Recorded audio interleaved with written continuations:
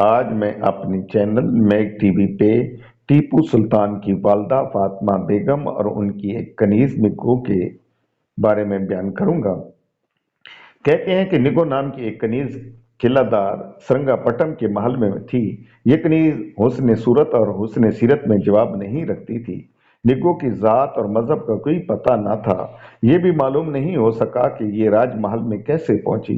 بہرحال اس بات کا تو ثبوت موجود ہے کہ نگو نے 1 سال کے قریب راج محل میں گزارا تھا اور اپنے حسن سیرت اور حسن صورت کے طفیل تمام رانیوں، راج ماتا اور راج محلوں کے ملازمین کے دل جیت لیے تھے۔ ہندو رانیوں میں اس قدر مقبول ہو جانے کے بعد بھی نگو کو وہاں چین نہ ملا اور راج ماتا اور ایک رانی کے اختلاف کی وجہ سے اسے راج محل سے نکلنا پڑا۔ راج ماتا اور رانی دونوں کو شبہ تھا کہ نگو دوسرے فریق کے لیے اس کی جاسوسی کرتی ہے۔ اس طرح اسے مردود کر کے انچے شامیہ کے سپرد کیا گیا۔ اس فتنے کو ہمیشہ کے لیے زمین میں دفن کر دیا جائے۔ انچے شامیہ نے نگو کے حسن کو دیکھا تو حیران رہ گیا اور اس نے کنیز کو یہ کہہ کر فاطمہ بیگم کے حضور پیش کیا کہ یہ ایک بے سہارا مسلمان لڑکی ہے اور آپ کے زیر سایہ رہ کر زندگی گزارے گی۔ فاطمہ بیگم کو نگو کی صورت ایسی پسند آئی کہ انہوں نے اسے اپنی کنیزوں میں داخل کر لیا۔ یہ نگو کے عروج کا زمانہ تھا، مگر کچھ دنوں بعد محل میں ایک سازش ہوئی اور اس سازش کا پورا الزام نگو کے سر تھوپ دیا گیا۔ نگو والدہ سلطان کی خدمت میں نئی آئی تھی، اس لیے اپنی صفائی پیش نہ کر سکی اور فاطمہ بیگم نے اسے قلعہ دار کے حوالے کیا کہ اس سازشی کنیز کو قتل کر دیا جائے۔ مگر بدقسمت یا خوش قسمت نگو قتل ہونے سے بچ گئی کہ اس کی بھولی صورت نے یہاں بھی کام کیا اور قلعہ دار نے اسے اپنی داشتہ بنا کے رکھ لیا اور فاطمہ بیگم کو یقین دلایا کہ نگو اپنے انجام کو پہنچ گئی۔ نگو کو فاطمہ بیگم سے بہت محبت تھی۔ فاطمہ بیگم بھی اس کا بہت خیال رکھتی تھی، مگر جب فاطمہ بیگم نے نگو کی آہوزاری کا خیال نہ کیا اور اسے سازشی سمجھتے ہوئے اسے قتل کرنے کے لیے قلعہ دار کے حوالے کر دیا تو نگو کو بہت صدمہ ہوا اور اس نے سوچ لیا کہ ایسی زندگی سے تو موت ہی بہتر ہے۔ مگر موت نے بھی اسے نہیں پوچھا اور قلعہ دار نے اسے داشتہ ہی نہیں بلکہ اسے ایک زر خرید لونڈی کی طرح اپنے دوست احباب کو پیش کرنا شروع کر دیا۔ نگو کو تو اب ساری دنیا سے نفرت ہو گئی اور وہ اپنی زندگی ختم کرنے کی فکر میں لگ گئی۔ اسی دوران ایک شب نگو نے قلعہ دار اور انچے شامیہ کی گفتگو کے 2 مکالمے سنے تو اس کے رونگٹے کھڑے ہو گئے۔ انچے شامیہ اور قلعہ دار شراب پینے میں ایسے دھت تھے کہ انہیں یہ بھی خیال نہ رہا کہ ایک کنیز پردے کے پیچھے کھڑی ان کی باتوں کو غور سے سن رہی ہے۔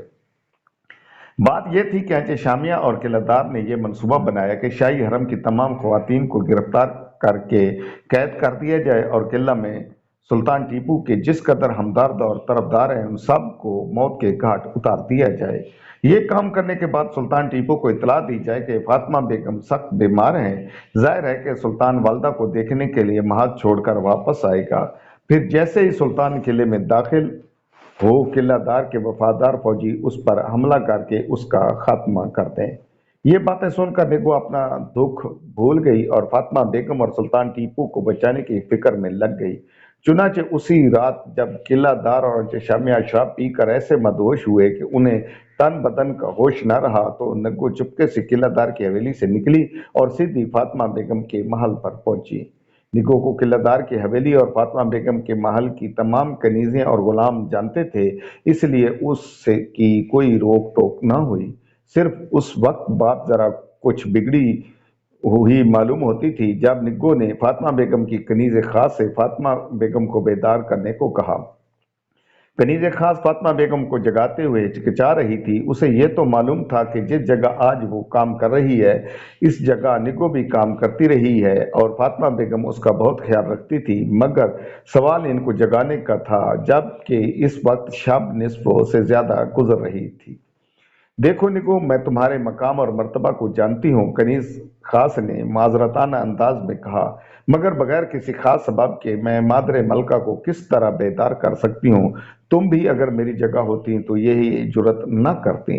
نگو بہر صورت اس وقت فاطمہ بیگم سے ملنا چاہتی تھی، اس لیے اس نے انتہائی خوش آمدانہ انداز سے ایک بار پھر درخواست کی، میری نیک بہن، मेरी बात समझने की कोशिश करो। मैं बिला सबब रात के इस पहर मादरे मलका से नहीं मिलना चाहती, बल्कि जैसा कि मैंने तुम्हें बताया है, मेरे पास एक शाही राज है जो मैं फौरन मादरे मलका तक पहुंचाना चाहती हूँ। काश मैं तुम्हें सब कुछ बता सकती। हाँ, मैं तुम्हें यकीन दिलाती हूँ कि मादरे मलका अगर नाराज हुई तो मैं इसकी सारी जिम्मेदारी मैं अपने ऊपर ले लूंगी। मगर निगो देखो ना, मैं एक मामूली कनीज खास ने कहना चाहा, मगर निगो ने उससे बोलने न दिया। एक बात कान खोल कर सुन लो, इसने तलखी से कहा। अगर मैं इस वक्त मादरे मलका से न मिल सकी और सुबह उन्हें कोई नुकसान पहुंच गया तो मैं काजी की अदालत में साफ कह दूंगी कि इसकी जिम्मेदार तुम हो। तुमने मुझे मादरे मलका से मिलने नहीं दिया था। निको का यह हरबा कामयाब हुआ और कनीज फौरन मादरे मलका के पास चली गई। उसके जाने के बाद निको को और फिक्र सताने लगी। वो ये कि किलादार ने मादरे मलका को बता दिया था कि उसने निको को कत्ल करा दिया है। अब जब कनीज खास ये कहेगी कि निको इनसे मिलना चाहती है तो मादरे मलका कैसे यकीन करेगी। निको इसी शशोपंज में मुबतला थी कि कनीज खास वापस आती हुई दिखाई दी। निको का दिल जोर जोर से धड़क रहा था। उसने आते ही, निको अजीब बात है, मादरे मलका तो तुम्हें मुर्दा समझती हैं। जब मैंने उन्हें बताया कि निको ने खुद मुझे आपके पास भेजा है तो उन्हें बड़ी मुश्किल से यकीन आया। मुझे बताओ, ये तुम्हारे मुर्दा होने का क्या किस्सा है? मेरी बहन निको ने उसे झंझोड़ डाला। मैं तुम्हें सब बता दूंगी, पहले तुम ये बताओ कि मादरे मलका ने मुझसे मिलने के बारे में क्या कहा है। अरे निको, मादरे मलका तो तुमसे मिलने के लिए बेचैन है। ऐसा मालूम होता है जैसे उन्हें तुम्हारे जिंदा होने की बहुत खुशी है। कनीज खास ने निको बड़ी मुसरत से बताया और उसका हाथ पकड़कर मादरे मलका के ख्वाबगाह में ले गई।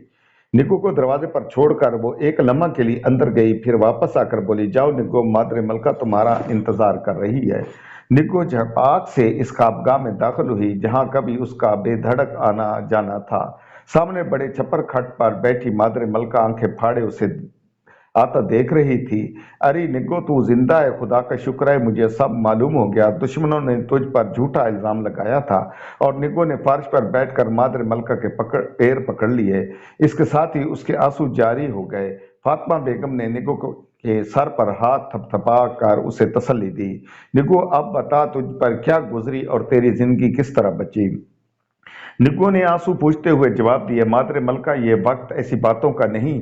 मैं तो आपको ये इतला देने आई हूँ कि किलादार आंचे शामिया ने आपको गिरफ्तार करने और मेरे मुंह में खाक सुल्तान मुअज्जम को कत्ल करने की साजिश की है। मुझे ये तो मालूम नहीं हो सका कि इस साजिश में और कौन कौन लोग शामिल हैं। बहरहाल आप अपना जो इंतजाम कर सकें कर लें। फातिमा बेगम बहुत फिक्रमंद हुई। उन्होंने पूछा, निगो, कम अज कम ये तो बता कि तुझे ये बातें किस तरह मालूम हुई और इनका सबूत क्या है? मादरे मलका निगो अफसरदगी से बोली, मैं कोई सबूत पेश नहीं कर सकती, मगर मैंने ये बातें अपने कानों से सुनी है। आपको मालूम नहीं कि किलादार ने मुझे अपनी दाश्ता बनाकर अपनी हवेली में रख छोड़ा है। उसने इस पर बेबस नहीं, बल्कि वो मुझे अपने दोस्तों की खिदमत और उन्हें खुश करने पर मजबूर करता है। आज वो दोनों बेहद शराब पी कर गए थे। दोनों ने तेरी क्या मुराद है? निगो, ये दूसरा कौन है? मादरे मलका ने कता कलाम करते हुए उससे दरियाफ्त किया। निको ने संभल के और वाज़ेह अल्फाज में जवाब दिया, मादरे मलका, किलादार के बहुत से दोस्त हैं जो उसके पास आते जाते रहते हैं, लेकिन अंचे शामिया उसका गहरा दोस्त है और वो अपनी रातें किलादार के साथ उसकी हवेली में गुजारता है।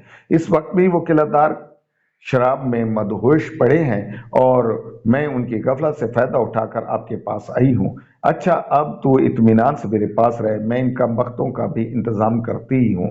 ये कहते हुए फातिमा बेगम उठ खड़ी हुई। ना मादरे मलका, ऐसा गजब भी ना कीजिए। निगो हाथ जोड़कर उसके सामने खड़ी हो गई। यहाँ किसी पर एतमाद ना कीजिए। फातिमा बेगम ने उसे प्यार से देखा और बोली, अरे तू बौली तो नहीं हो गई? आखिर मैं अपनी हिफाजत का कोई इंतजाम तो करूंगी ना। आप इंतजाम जरूर कीजिए मादरे मलका, निको ने जवाब दिया, मगर इस तरह नहीं। आप किसी तरह इस साजिश का हाल सुल्तान मुअज्जम के कानों में तक पहुंचवा दे, वो खुद ही सब इंतजाम कर लेंगे। फातिमा बेगम फिक्रमंद लहजे में बोली, अगर सुल्तान के आने में देर लगी तो ये बदबख्त न जाने यहाँ क्या कर बैठे, मैं कैसे संभालूंगी। आप इत्मीनान रखिए, मादरे मल्का निगो ने इन्हें तसल्ली दी। अभी इन जालिमों को की साजिश मुकम्मल नहीं हुई, वो अभी राजमहल की रानियों से बातचीत कर रहे हैं। जितनी देर में उसकी बातचीत मुकम्मल होगी, सुल्तान माज़ूम को कोई ना कोई इंतजाम करवा देंगे। अच्छा, मैं अभी कुछ करती हूँ। फातिमा बेगम ने अपने महल के दरोगा को बुलाने के लिए एक कनीज को भेज दिया। अच्छा मादर मलिक, अब मुझे इजाजत दीजिए। निगो उठकर खड़ी हो गई। खुदा आपकी हिफाजत करे। ये तो क्या कह रही है पगली? फातिमा बेगम ने उसे घूर के देखा। अब मैं तुझे उन जालिमों में वापस नहीं जाने दूंगी। मादर मलका निगो ने इत्मीनान से कहा, मेरा जाना बहुत जरूरी है। अगर मैं वापस ना गई तो बात खुल जाने का खतरा है और फिर मुश्किलात पैदा हो सकती हैं। निगो ने मादर मलका को वह मुश्किल समझाया और बात उसकी समझ में आ गई। निगो को इसकी इतला पर फातिमा बेगम ने खुफिया तौर पर एक कासद सुल्तान टीपू के पास रवाना किया और कासद ने इस साजिश का पता चलते ही सुल्तान ने मोहम्मद अली कीमियादान और दारुसल्तनत श्रंगापट्टम के हालात की दुरुस्ती के लिए भेज दिया। मोहम्मद अली कीमियादान बंगलोर के रास्ते से श्रंगापट्टम के करीब पहुंचा और उसने अपने मुख्तसर फौज के साथ कड़ी गट्टा में क्याम किया। यहाँ उसने मशहूर किया कि वह करग होता हुआ हैदरनगर जा रहा है, जहाँ के हालात कुछ बिगड़े हुए हैं। कड़ी गट्टा श्रंगापट्टम से सिर्फ चंद मील के फासले पर था।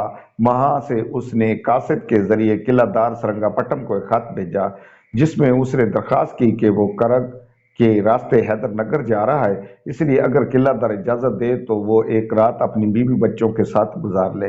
मोहम्मद अली के मीदान का खत लेकर जब कासिद किलादार के पास पहुंचा तो इत्तेफाक से इस वक्त अंचे शामिया उसके पास ही बैठा था। किलादार ने खत पढ़कर कासिद को इंतजार करने के लिए बाहर भेज दिया। फिर इस सिलसिले में उसने अंचे शामिया से मशवरा किया। किलादार ने अपना ख्याल ज़ाहिर किया। अंचे शामिया, सरदार मोहम्मद अली कीमियादान का हैदरनगर जाने का मतलब ये है कि हमारे मंसूबे का अभी तक किसी को रत्ती भर भी पता नहीं और सुल्तान और उसके हवारी अपने अपने कामों में लगे हुए हैं। अंचे शामिया ने हल्का सा कहका लगाया और बोला, किलादार बहादुर, वो मंसूबा ही क्या जिसका राज खुल जाए। हमने इस कदर खुफिया तरीके से काम शुरू किया है कि किसी को कानो कान खबर नहीं हो सकती। फिर तुम्हारा क्या ख्याल है? किलादार ने पूछा। मोहम्मद अली कीमियादान को एक रात के लिए किला में आने की इजाजत दे दी जाए, कोई हरज तो नहीं इसमें। लो जी, ये भी कोई पूछने की बात है? अंचे शामिया हंसा। मोहम्मद अली कीमियादान को एक रात किला में बसर करने की इजाजत जरूर मिलनी चाहिए। यह तो हमारे मंसूबे के लिए और भी बेहतर होगा। अगर उस वक्त किसी को हमारी नीयतों पर शुबा होगा तो मोहम्मद अली कीमियादान के किला में रात गुजारने से इसका भी खात्मा हो जाएगा। बस किलादार ने कासद को बुलाकर दरियाफ्त किया कि कितने लोग हैं। सिर्फ 20-25 सवार हैं, कासद ने बताया। जवाब दोहराया। किलादार ने इत्मीनान से कहा, सरदार मोहम्मद अली कीमियादान को हमारा सलाम कहना और हमारी तरफ से अर्ज करना कि दारुसल्तनत श्रंगापट्टम आपका घर है। आप बेतकल्लफ तशरीफ ला सकते हैं और अपने बाल बच्चों में जितने दिन चाहें गुजार सकते हैं। कासिद सलाम अर्ज करके वापस हो गया। इजाजत मिलते ही मोहम्मद अली कीमियादान ने 50 सवार अपने साथ लिए और बाकी लश्कर को किला के इर्द गिर्द छुप जाने का हुक्म दिया। उन्हें समझा दिया कि जब किला के अंदर बिगल बजने की आवाज बुलंद हो तो वो सीढ़ियां लगाकर किला पर चढ़ाएं और पहरेदारों को कत्ल करके किले पर कब्जा की कोशिश करें।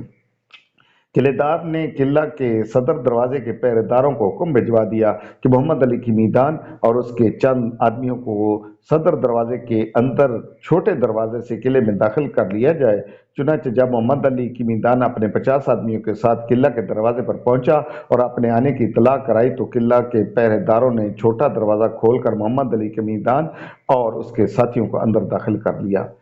किला श्रंगापट्टम में दाखिल होते ही मोहम्मद अली कीमियादान और उनके साथियों ने तलवारें सौंत ली और पहरेदारों पर टूट पड़े।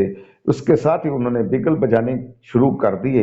बिगल की आवाज सुनते ही फसील ले किला के करीब छुपी हुई मोहम्मद अली कीमियादान की फौज फसील पर हमलावर हुई और सीढ़ियां लगाकर ऊपर चढ़ गई। फसील के पहरेदार घबरा कर इधर उधर भागने लगे। उनके समझ में कुछ नहीं आ रहा था कि यह सब क्या हो रहा है।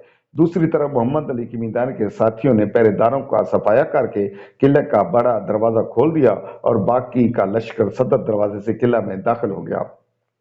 इस तरह दो तरफा مار سے گھبرا کے محافظوں نے ہتھیار ڈال دیے یا پھر قتل ہو گئے اور محمد علی کی میدان نے قلعہ پر قبضہ کر لیا۔ اس کے فوراً بعد محمد علی کی میدان نے قلعہ دار اور آنچ شمع کی رہائش گاہوں کو گھیرے میں لے کر دونوں کو گرفتار کر لیا۔ یہ تمام کام اس قدر تیزی اور سلیقہ سے ہوا کہ قلعہ کے باسیوں کو اس کی اطلاع بھی نہ ہو سکی۔ صبح جب وہ سو کر اٹھے تو یہ دیکھ کر حیران رہ گئے کہ قلعے کے محافظوں کی بجائے قلعہ پر محمد علی کے میدان کا لشکر قابض ہے۔ تھوڑی دیر بعد قلعہ والوں کو قلعہ دار آنچ شامیہ کی سازش اور ان کی گرفتاری کا حال معلوم ہو گیا۔ قلعہ دار کی گرفتاری کے وقت اس خطرناک سازش کی مخبر نگو قلعہ دار کی حویلی میں تھی۔ وہ فوراً وہاں سے نکل کر شاہی محل پہنچی اور فاطمہ بیگم کے حضور پیش ہوئی۔ انہوں نے اسے بہت سا انعام دیا اور پھر اپنی خاص کنیزوں میں شامل کر لیا۔